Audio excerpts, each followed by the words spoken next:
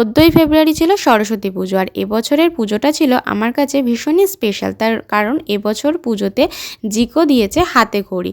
তো সকালবেলা 7টার সময় অনেক কষ্ট করে ঘুম থেকে উঠে জিকো স্নান করে নতুন পাজামা পাঞ্জাবি পরে রেডি হয়ে নিয়েছিল, আর তারপর আমরা সবাই মিলে চলে গেছিলাম আমার শ্বশুরবাড়িতে। তার কারণ আমার শ্বশুরবাড়িতে প্রত্যেক বছরই সরস্বতী পুজো হয়, তবে এবছরে পুজোটা ছিল একটু সকাল সকাল, মানে সকাল 8টায়। তো আমরা টাইমলি পৌঁছে গেছিলাম।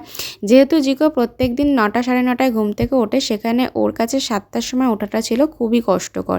যাই হোক, যেহেতু হাতে খড়ি দেবে একটু তো কষ্ট করতে হবে, তাই না? আজ থেকে জিকোর জীবনে নতুন একটা অধ্যায় শুরু হলো। এতদিন শুধু পড়াশোনা হতো, আজ থেকে লেখালেখিও শুরু হয়ে যাবে। তো আজকের দিনটার জন্য আমি অপেক্ষায় ছিলাম, আর সেই সাথে সাথে খুবই এক্সাইটেডও ছিলাম। তো জিকোর হাতে খড়িটা তো খুব ভালো করেই সম্পূর্ণ হয়েছে। আর তোমাদের এই জিকোর হাতে খড়ির ভিডিওটা ভালো লাগলে অবশ্যই লাইক করো, কমেন্ট করো, শেয়ার করো। প্লিজ আমার চ্যানেলটা সাবস্ক্রাইব করে আমার পাশে থেকো। টাটা।